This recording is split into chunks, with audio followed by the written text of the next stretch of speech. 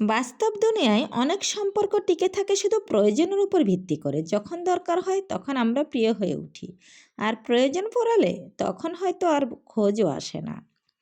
মানুষ যখন তোমার প্রয়োজন ফুরিয়ে ফেলে তখন তোমার উপস্থিতি তাদের কাছে বোঝা হয়ে যায়। প্রয়োজন থাকলে সবাই আপন, আর প্রয়োজন শেষ হলে তুমি যেন অচেনা কেউ। প্রয়োজনের জন্য তৈরি সম্পর্কের মধ্যে ভালোবাসা থাকে না, থাকে শুধু লেনদেন। কিছু মানুষ ডায়েরির পাতার মতো, দরকার হলে খুলে পড়ে, প্রয়োজন ফুরালে আলমারির ভিতরে চলে যায়। ভালোবাসা আর প্রয়োজন দুটো শব্দ দেখতে একই রকম, কিন্তু অনুভব করলে আকাশ পাতাল ফারাক। কেউ কেউ তোমাকে ভালোবাসে না, বরং তোমায় দিয়ে সুবিধা নিতে ভালোবাসে। প্রয়োজন যখন থাকে তখন তুমি আপন, প্রয়োজন ফুরালে হয়ে যাও অপর।